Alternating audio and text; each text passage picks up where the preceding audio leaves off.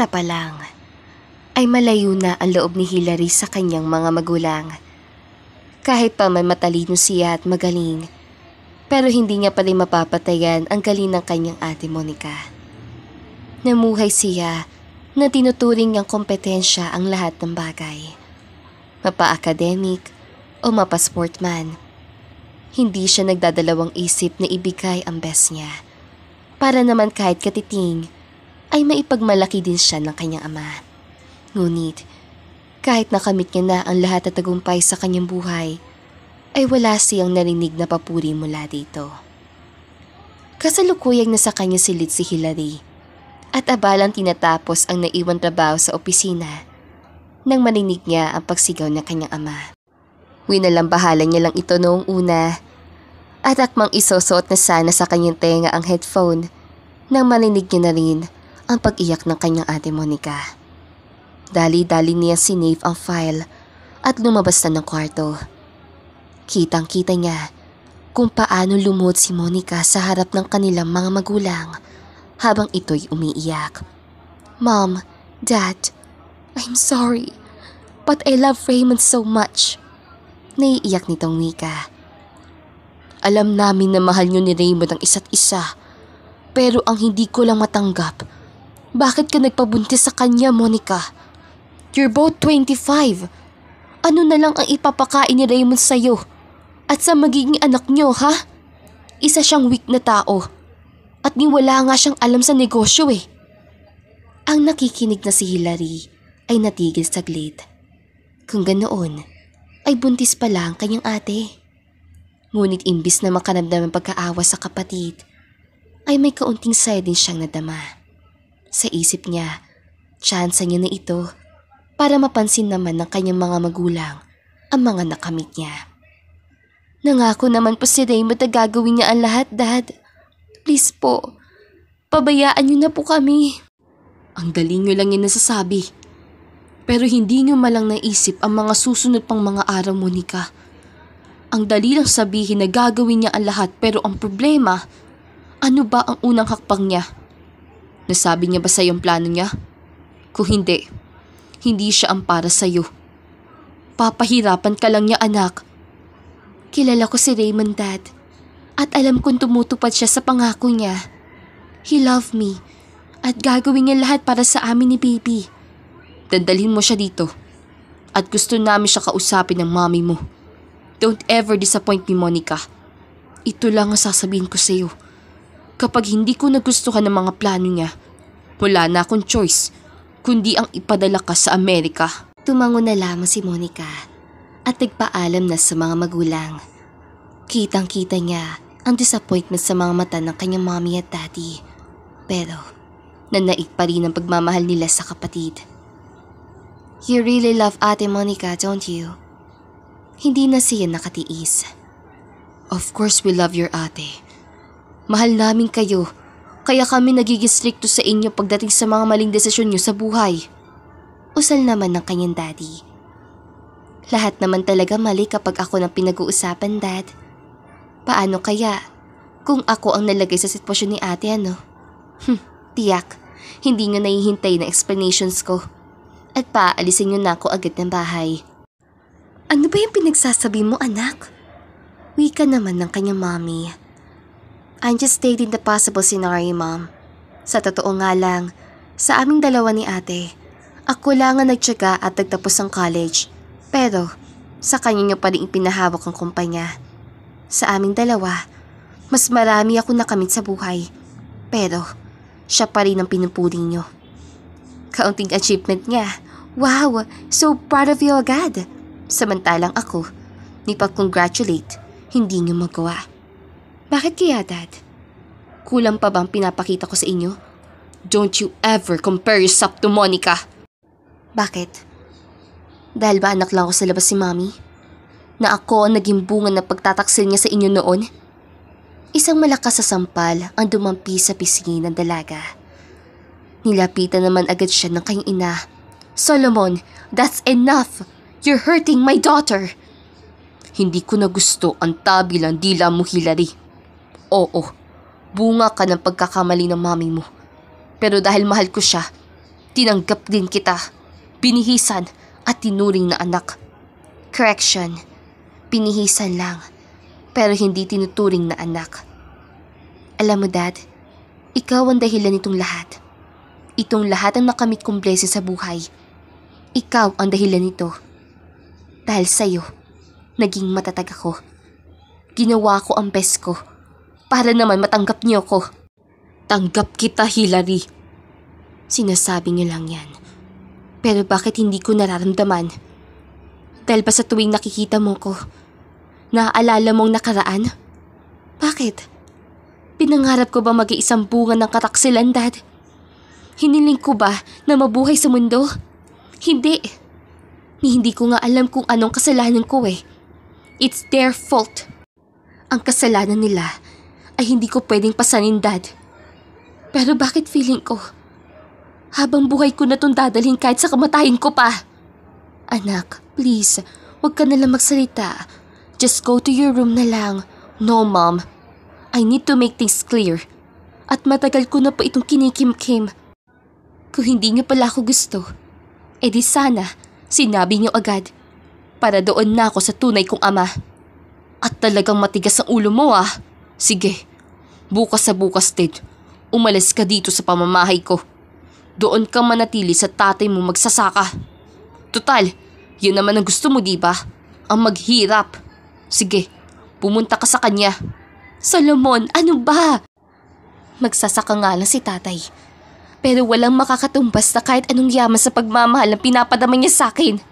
Hilary, I said that's enough. Paano kayo makakapag-usap na maayos yan kung parehas kayong mainit ang ulo? Hindi na lamang umimik ang dalaga at dali-dali na nagtungo sa kanyang kwarto.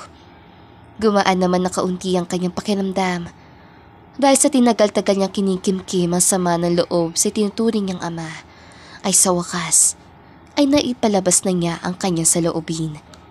Kinuha niya naman agad ang cellphone at akman na sanang tatawagan ng kanyang tatay Lito nang katokin ng kanyang mami ang pinto.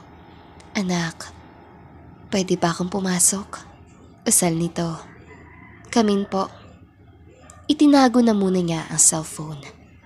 Pagpasensyahan mo na ang daddy mo, huwag mo na lang dibdibin ang mga sinabi niya at alam kong nasabi niya lang yun dahil sa galit niya kanina. So, what's your point, Mom? Huwag mo nang balaki pumunta sa tatay mo. Alam mo namang naghihirap siya, diba? Mom, I have work. May pera din po ako. At hindi ako gaya ng ibang anak na magiging dagdag lang sa palamunis sa bahay. Gusto ko na rin pong makita si tatay. Matagal ko na kasi siyang hindi nakikita. By the way, Mom, can I ask you a question? What is it, anak? Alam ko masyadong personal na ito. Pero I'm just curious. Paano niyo nagawang magtaksil kay Dad Solomon? Natigil naman saglit ang ina ni Hilary at yumuko. Pero kung hindi mo kayang sagutin yan, Mom, it's fine. Dahil ayaw ko din naman magtago ng sikreto sa'yo, sasabihin ko na. You see, me and Solomon are both victims of arranged marriage. Mga bata pa kami noon na mapagpasya ng mga magulang namin na ipakasal kami. Wala namang kaming nagawa. Umoo siya agad, habang ako, hindi pa rin kumisido. Ikinasal nga kami, pero hindi ko mahal ang daddy mo. Until may nangyari nga sa amin at dumating si Monica. Mahal ko ang ate mo. Ang akala ko, magiging dahilan na siya upang lumalim ang pagtingin ko sa daddy mo. Pero hindi. Ang bata lang ang mahal ko, pero hindi si Solomon. Sinusungitan ko siya, pero napakabait niya pa rin. Kaya nag-isip ako ng paraan kung paano siya susuko sa akin. I hang out kasama ang old college ko, at doon ko na mismo nakita ang tati Lito mo. He's very handsome. Kung ano ang mukhang mo ngayon, nahulma sa kanya. I paid him para lang buntisin ako. Ayaw pa niya noong una, pero natukso na rin siya. Hindi niya tinanggap ang pera, pero may nangyari sa amin at ikaw ang naging bunga. Mahaba sa laysay ng kanyang ina Then, what happened? Mula noon, palagi nang nasa harap ng mansyon si Lito. Pinapaalis ko siya, pero lagi ang sinisigurong kaligtasan ko. And then, I found out na buntis pala ako at siya ang ama. One time, dahil sa tuwa, niyakap niya ako at nakita kami ng dad mo sa gadong posisyon. Sinuntok niya si Lito at galit na galit siya noon. So I said it. Sinabi ko nga sa kanya na buntis ako sa iba. Pero alam mo bang ginawa niya? Imbis na magalit siya sa akin, umiyak lang siya ng umiyak. Questioning himself kung ano ba ang pagkukulang niya bilang asawa. Doon ko na-realize na mahal pala ako ng daddy mo. Sabi ko, hiwalay niya na lang ako, pero hindi niya ginawa. Tinanggap niya ang pagkakasala ng ginawa ko and accepted you. Nang isilang kita, saksi ako kung gaano niya kagustong hawakan ka, pero hindi niya magawa. Nandoon pa rin yung sakit na nararamdaman niya. Umiiyak na lang siya at humihingi ng tawad sa akin. Bakit po siya humihingi ng tawad, Mom? He really wants to hug you and play with you. Pero sa tuwing nakikita ka niya, naaalala lamang niya ang pagtataksil ko sa kanya. Mahal ka ng daddy mo, Hilary. At ako na ang humihingi ng patawad kung hindi mo man naramdaman yon. Pero masyado niyang dinidistansya ang sarili niya sa akin, Mom. Sa tuwing magkasama tayong apat, para lang akong disenyo eh. Hindi ako kahit kailan napapansin. Hayaan mo. At pagsasabihan ko si Solomon. Pero kung ano man ang desisyon mo ngayon, hindi na kita pipigilan. Malaki ka na at buong-buo ang tiwala ko sa iyo, anak. Karapatan mo rin naman na makasama ang tatay Lito mo. Thank you, Mom. Niyakap naman agad ni Hilary ang ina. Tsaka palang ito lumabas ng kwarto. Nakaramdam ng kaunting guilt ang dalaga dahil sa mga nasabi niya sa kanyang daddy. Ngunit sa ngayon, buo na ang loob niya at doon na muna siya sa kanyang tatay Lito. Agad niya itong tinawagan at wala mapaglagyan sa saya na nadama ni Lito. Kinabukasan ay maagang gumayak ang dalaga. Naabutan niya pang nagkakape ang kanyang ina kasama ang kanyang daddy. Ngunit, hindi na lamang siya nagsalita at nagdire-diretso nang pumasok sa sasakyan. Hinabol naman siya ng ina. Mom, ano ba? Sana inutusan mo na lang si Mana kung may habilin ka sa akin. Natatawang wika ng dalaga na makitang hingal na hingal ang ina. Ay nako, kaya ko pa naman ang tumakbo at hindi pa naman ako ganoong katanda, anak. Nga pala, mag-iingat ka doon ha. Tatawag ka agad once dumating ka na doon, okay? I know po. And I will, Mom. O eto, sabay bigay nito sa sobrang dala-dala. What's that po? Pinapabigay ng Daddy Solomon mo. Hindi niya kasi sure kung gaano ka katagal doon. Kaya, pinabaunan ka niya. He even said na hindi niya daw kakayanin kapag hindi ka na bumalik dito. I don't need his money, Mom. I have mine. Tanggapin mo na. Kapag hindi mo yung tinanggap, iisipin niyang galit ka pa rin sa kanya at wala ka ng balak na bumalik dito. I'm not mad at him. Masama lang ang loob ko. Pero since sasabi mo na nga rin ng reason, medyo gumaan ang pakiramdam ko. Hindi ko kailangan ng pera niya. Kasi simula at simula, hindi ako mahilig umasa sa iba. Basta, tanggapin mo na lang to. Makakatulong din ito sa mga gastusin mo doon, okay? Ay, whatever, Mom. Just tell Dad na salamat. At huwag siya mag-overtake masyado. At babalik pa rin naman ako sa poder niya. I love him. I love you all. And you are my life. Salamat, anak. O siya, dahan-dahan sa pagmamaneho, ha?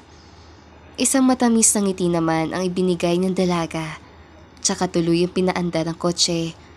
Nang hindi na maaninag ni Solomon ng kotse ng anak, ay tsaka pa nagsimulang tumulo ang kanyang mga luha. That's enough, Solomon. Kagabi ka pa iyak ng iyak. Sorry. Hindi ko lang kasi mapigilan eh. Hindi ko lubos na isip na hindi ko na makikita sa bahay bunso natin. Sus, ikaw naman kasi eh. Bakit sobrang layo mo kay Hilary? Iba tuloy ang nararamdaman niya. Feel niya daw, hindi mo siya mahal. I love her. Pero hindi ko palang kayang makita siya ng matagal eh. Pero ngayon, nalulungkot na ako. Naging masamang ama ba ako, mahal? Pasensya ka na ha, dahil sa pagkakasala ko. Nangyari pang lahat ng to. Kalimutan mo na yun. Parte na yun ng nakaraan.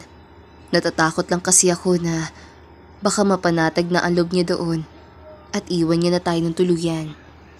Hindi niya magagawa yan. Kilala ko si Hilary. Ay nako, ayan kasi eh. Ang mabuti pa, samahan mo na lang ako mag-grocery at paubos na ang konsumo natin para sa isang linggo. Wala na ring nagawa pa si Solomon at sumama na lang rin sa asawa. Masyado na siyang stress para manatili sa bahay magdamag. Tuloy-tuloy lang sa pagmamaneho si Hilary.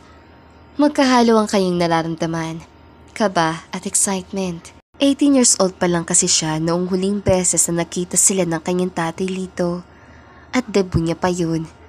Ngayon, 24 anyos na siya. Ano kaya ang pinagbago sa itsura ng kanyang ama? Ilang oras pa ang lumipas at tumunog naman ang kanyang cellphone.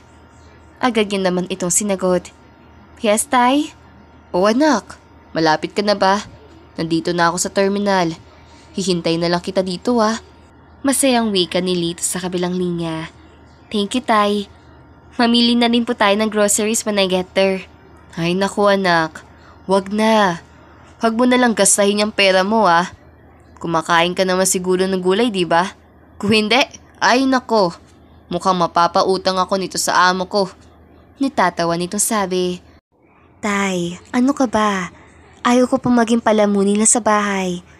Bibili na lang po tayo ng groceries para makales din po tayo. Sa mga tindahan, ang laki na ng tubo nila. O siya, sige. Kung yan ang gusto mo. Basta, handito lang ako ah. Papatayin ko na muna ang linya at baka mapano ka pa sa pagmamaneho mo. Napangiti naman si Hilary at saka pinatay ang tawag. Ilang minuto pa, dumating na nga siya sa lugar ng kanyang ama. Inilingan niya muna ang paningin, tsaka pa niya nakita si Lito. Matanda na ito at umitim na rin dahil siguro sa trabaho nito sa sakahan. Hilary, ikaw na ba yan? Kumanda ka lalo anak ka. Siyempre, saan pa ba ako magmamana tay? Tara na po muna at mamimili tayo. Paano ba yan? Hindi ka aya-ayang suot ko. Baka pagtawanan lang ako. Anong ka ba tay? Subukan lang nilang pagtawanan ka at babasagin ko ang mga panga nila. Pabiro niyang sabi. Sigurado ka ba anak? Opo naman. Ngumiti naman si Lito at saka tumango. Isa na rin yun sa banding na mag-ama dahil ilang taon din silang hindi nagkasama. Pagkatapos silang mamili, ay agad na sumakay sila sa kotse ng dalaga at nagmaneho na pauwi. Medyo naparami ang kanilang pinamili. Kaya unang lumabas si Lito upang kuhanin ang mga groceries sa likuran ng sasakyan. Diyan ka na lang muna anak ha, at ako na ang bahala magbuhat itong lahat. Po? Ang dami po nito itay. Ano ka ba? Siyempre babalik-balikan ko lang yan. Tay, kaya ko naman po. Tsaka, hindi naman masyado mabigat itong mga pinamili natin eh. Ay, ano ka ba? Ayaw ko nahihirapan ka habang nandito ka sa poder ko. At baka sabihin pa ng Daddy Solomon mo, ginagawa kitang katulong dito. Tay, ano ba? Hindi naman po daw makakarating kay Daddy. Hayaan niyo na po ako. Mang Lito, mukhang madami pong pinamili natin ah. Tulungan ko na po kayo. Nakangiting buluwas naman ng binata si Cyrus. Ay, tamang-tama, nakita mo ko dito, Sai. Halika, at tulungan mo nga ako dito. Walang problema po. Kinuha na nga ng binata ang mga pinamili nila at nagtungo na sa bahay. Sumunod naman agad si Hilary. Ayan, maraming salamat Cyrus ha. O eto, sabay abot sa pera. Naku, wag na po Mang Lito. At hindi naman po masyadong kalayuan ang pagkarga ko. Ganoon ba? Salamat ah. Nga pala, anak ko, si Hilary. May anak po kayo Mang Lito? Natural! Sa gwapo kong ito, walang manghuhumaling sa akin. Anak, ito naman si Cyrus Miguel, kapitbahay natin. Hi Hilary. Alam mo, kamukhang kamukha mo pala si Mang Nito. Ngayon pa lang kasi kita nakita, kaya akala ko pamangkin ka niya. Nakangiting sad nito. Ngunit imbis sa sumagot, ay tinitigan lamang ni Hilary ang binata mula ulo hanggang paa. Sa isip niya, taga-probinsya ba talaga tong mokong na to? Bukod kasi sa matangkad ang binata, mestizo din ito at sobrang gwapo. Bumalik siya sa uliratang tumikim ito. Sorry, may iniisip lang ako. Tay, saan po bang kwarto ko? At gusto ka na munang magpahinga. Ay, oo nga pala. Nasa bandang kanan. Inayos ko na yan. Sana magustuhan mo. Ang sungit pala ng anak mo, Mang Nito, no? Hindi man lang ako sinagot. Narinig ko yon. At masungit talaga ako. Kaya huwag kang magkakamali sa mga binibitawan mo salita. Entiendes? Taas kilay sagot ng dalaga. Yes ma'am. Huwag po kayong magkalala. Umirap na lamang si Hilary sa kanyang mata at pumasok na sa kanyang silid. Maliit lamang ang kwarto at gawa pa sa kawayan. Ngunit maganda pa rin ito, sabayan pa ng preskong hangin na nanggagaling mismo sa labas. Anak, wala tayong kutsyon dito Pasensya ka na. Uutang sana ako sa bayan kaso hindi nila ako pinautang eh. Ano ka ba tay?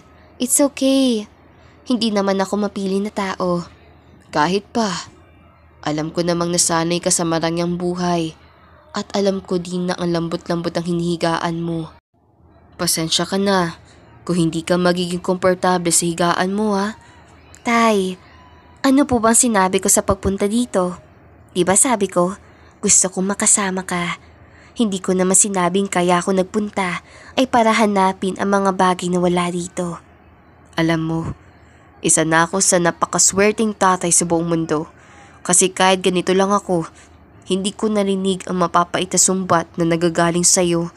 Siguro nga ay tama lang na pinakawalan ko ang mami mo. Kasi baka wala ka sa posisyon mo ngayon. Proud na proud ako sa'yo anak. Salamat tay. Kahit sabihin man po ng iba, ni isa po kayong hamak na magsasaka lang, hindi ko po kahit kailan ikinakahiya ang trabaho mo. Walang kakainin ng mga mayayaman kung hindi dahil sa inyo. Salamat anak. Magpahinga ka na lang muna dyan Magluluto lang ako ng ulam. Ano ba ang gusto mo? Anything po tay. Lahat naman ng luto mo masarap eh. Nasus! Ngayon alam ko na kung saan mo nakuha ang pagiging bolera mo. Kundi mismo sa akin. Natatawa nitong sabi. Natawa na lamang din si Hilary. Nang lumabas na ang kanyang tatay, ay tinawagan niya naman agad ang kanyang mami upang ipaalam na nakarating na siya. Hindi man malambot ang kanyang higaan at mukhang masakit pa ito sa katawan. Ngunit hindi niya nalaman yung ininda dahil kasama niya ang tunay na nagmamahal sa kanya. Nagising ang dalaga kinahaponan. Agad niyang iminulat ang dalawang mata at hindi pa nakasarado ang bintana kaya tanaw niya na madilim na pala sa labas. Dali-dali siya nag-ayos at lumabas na sa silid. Nakapikit pa rin ang dalawa niyang mga mata habang sinusubukang mangulangot, dahilan upang matawa ng bahagya si Cyrus na nooy na sa sala at nakatingin sa kanya. Napaigting naman si Hilary sa gulat. Ikaw? At ano namang ginagawa mo dito? Wala ka ba sariling bahay Meron naman po madam. Nagpahinga lang ako saglit at kakatapos lang namin ni Mang Lito na ayusin ang tubo. Anong tinatawa-tawa mo dyan? Nangungulangot din pala ang mga mayayaman, no? OMG! You saw it? Tumango naman ito bilang tugon habang tatawa-tawa pa. At ano namang nakakatawa sa pangungulangot ko, Abed? Tao lang naman din kami Maski ang mga artista din kaya, ginagawa yan. Kaya nga, ang cute mo pa naman. Tapos ka na ba magpahinga? Umuwi ka na. O anak, gising ka na pala. Tamang-tama lang at malapit ang malutong ulam natin. At ikaw Cyrus, dito ka na rin maghapunan What? Tay naman. Anak, ganito kasi kami dito. Bigayan at tulungan kami dito. Tsaka, napagod din yan. Kasi hindi ko na kaya ang pag-aayos ng tubo. Buti na lang at bakante siya. Wag na lang po, Mang Lito. At mukhang ayaw ng anak mo na nandito ako eh. May sariling bahay ka naman, di ba? Bakit hindi ka doon kumain? Kung nasanay ka makikain sa ibang bahay, ako hindi. Hilary, tama na. Sige. Mauna na lang po ako, Mang Lito. Salamat po ulit sa alok nyo pero sa bahay na lang po kakain. Parang may nandidiri po kasi sa akin dito eh. Sinabi ko ba nandidiri ako sa'yo? Hindi mo nga sinasabi. Pero yun ang punto mo, di ba? Sino ba naman ako? Di hamak na magsasaka lang din. Alis na po ako, Mang Lito. Huling wika nito, saka umalis. Nabalot ang katahimikan ang loob ng bahay. Una naman nagsalita si Mang Lito. Bakit mo naman ginanon si Cyrus, anak? Napakabait na batang yan. Kusang tumutulong nang hindi naghihintay ng kapalit. Sorry, Tay. Hindi lang po kasi ako nasanay na may ibang tao sa bahay. Sa amin kasi, magkaiba ang mga mayayaman kumpara sa amin dito, Hilary. Na sa amin na yung pagbibigay sa kapwa. Sorry, Tay. Gusto ko lang naman na malaman mo na hindi kami kagaya yung anak. Kung ano ang nasa akin, sineshare ko din sa kanila. Kung ano man ang nasa kanila, sineshare din nila sa akin. Kapag kasi may nangyaring hindi mating inaasahan, at least, may tutulong sa atin, di ba? Opo, pasensya na. Okay lang yun. Ako na lang din ang bahala magpaliwanag kay Cyrus. Alam ko naman din kasi na iba ang nakasanayan mo. Teka muna, at silipin ko na muna ang ulam natin ha. Umupo ka na muna dyan. Tumango naman ang dalaga. Nakaramdam siya ng kaunting pagkalungkot. Mukhang nasaktan nga niya ang damdamin ng binata kanina sa mga binitawan niyang mga salita. Kinabukasan, at dahil nasanay na siyang maaga nagigising, ay nagluto na lang muna siya ng ulam at saka nagwalis sa labas ng bakuran. Ang totoo, hindi naman talaga siya sanay sa mga gawaing bahay. Ngunit dahil masyado nga siya nag-effort para lang mapansin ng kanyang daddy Solomon, ay natuto na rin siya. Nasa ganoon na siyang senaryo nang tumigil si Cyrus sa harapan niya habang dala-dala ang 2 container ng tubig. Nauutal nitong sabi. Cyrus, gusto sana kita makausap eh. Actually, ako din sana, Hilary. About doon sa sinabi ko kagabi? I'm sorry. Hindi ko naman kasi akalain masasaktan kita. I didn't mean to hurt your feelings. Okay lang. Kalimutan mo na yun. Pwede bang ako naman muna magsalita? Ano yun? Pwede bang pumasok ka na muna sa loob at magsuot ka ng ano? Pagkasabi noon, tsaka palang naalala ni Hilary na nakalimutan niya palang isuot ang kanyang bra at manipis pa ang kanyang suot na damit dahilan upang bumakat ang kanyang dibdib. Oh, shems! Patakbo niyang tinungo ang silid at inilak ang pinto. Tinaig pa ng kanyang pisngi ang kamati sa sobrang pula. Bukod doon, ay hiyang-hiya din siya dahil sa dinami-raming pwedeng makakita sa dibdib niya ay isang binata pa. Ilang oras din siya nagkulong sa loob ng kwarto. Parang wala siyang lakas sa loob na magpakita at lumabas. Anak, okay ka lang ba? Lumabas ka na dyan at kakain na tayo. Mauna na lang po kayo, Tay. Hindi pa po ako nagugutom. Pagsisinungaling pa nito. Ang totoo, kanina pa kumakalam ang kanyang sikmura, pero tinitiis niya lamang dahil sa hiya na nararamdaman niya. Ilang sandali pa, kinatok muli nito ang pinto. Tay, I said I'm not hungry. Mamaya na po ako kakain. Si Cyrus to. Nanlaki naman ang 2 mata ni Hilary sa narinig. Anong ginagawa mo dito? Umalis sa si Mang Lito at magsasaka pa daw siya saglit. Sinabihan niya ako na dalhan ka ng pagkain. Iwan mo na lang sa mesa at kakainin ko na lang yan mamaya. Gusto mo bang maunahan ka ng mga pusa dito Kainin mo na to. Hindi ako aalis dito hanggat hindi mo kinakain ang dala ko. Wala na nga nagawa pa ang dalaga at lumabas na. Hindi niya matitigan ng matagal si Cyrus dahil sa nangyari kanina. Ubusin mo daw yan at ayaw ni Mang Lito na magutom ka. Salamat. Cyrus? Bakit? Yung kanina na, nakita mo ba talaga Oo, nakita ko. At wag mo na masyadong isipin yun. Hindi naman yung krimen, di ba? Mabuti na nga lang. At ako ang nakakita at hindi ang ibang lalaki. Ha? Pinapaligiran kasi ako ng mga babae sa buhay ko. Ang 3 kong kapatid, puro mga babae. Tas andyan pa si mama. Kaya sanay na ako. Minsan nga, ako na ang tagabili ng mga napkins nila. Noong una, nahihiya pa ako. Pero nasanay na rin ako kalaunan. Yan ba ang dahilan kung bakit ka nagkulong sa kwarto mo?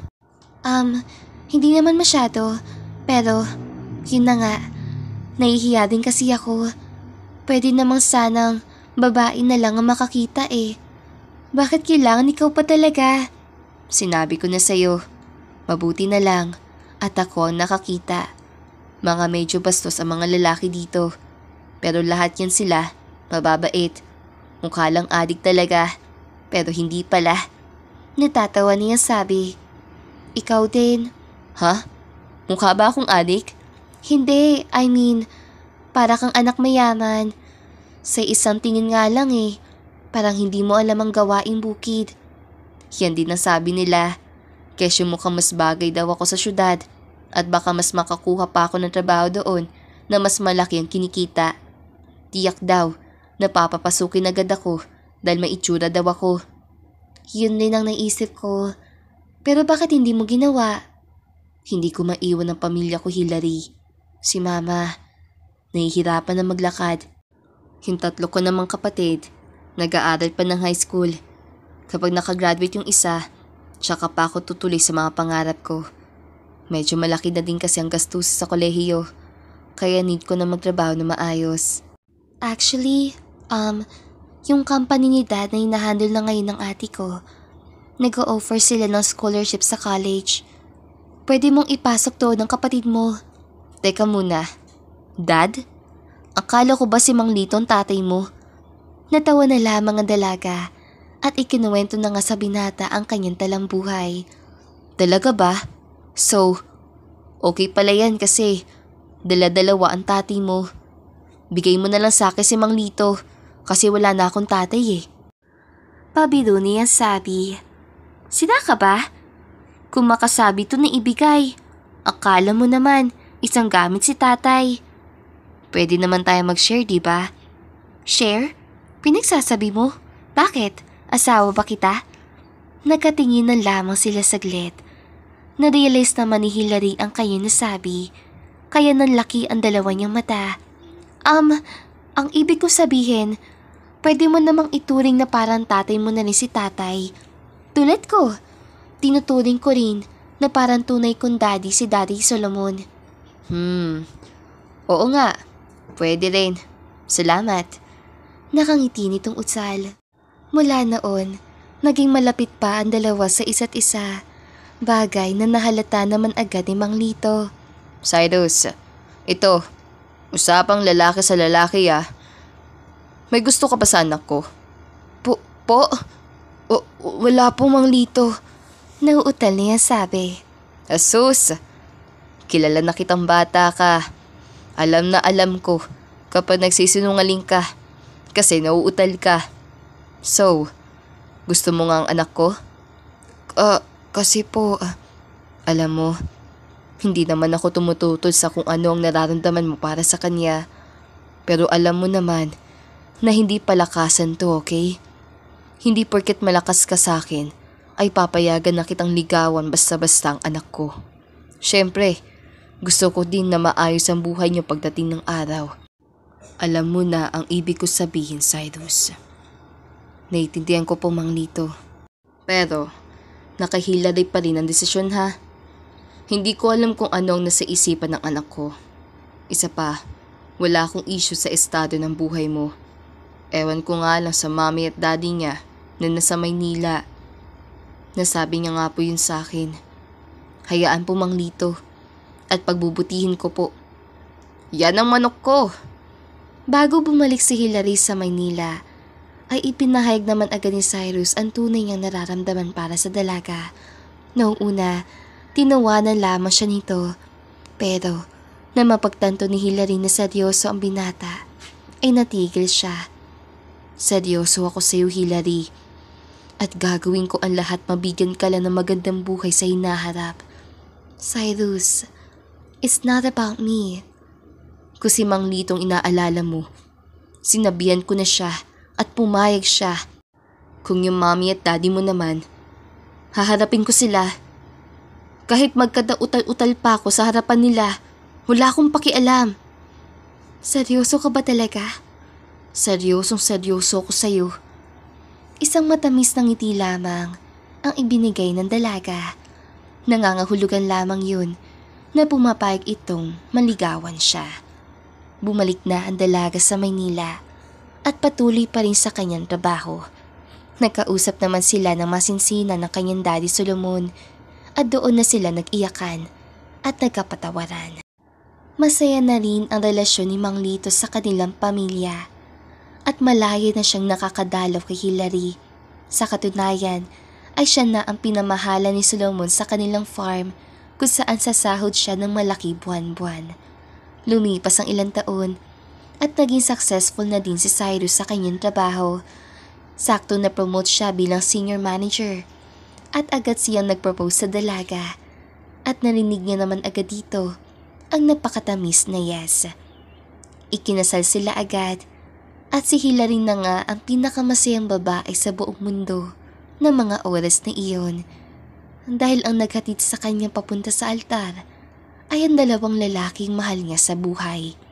Ang kanyang daddy Solomon at ang kanyang tatay Lito.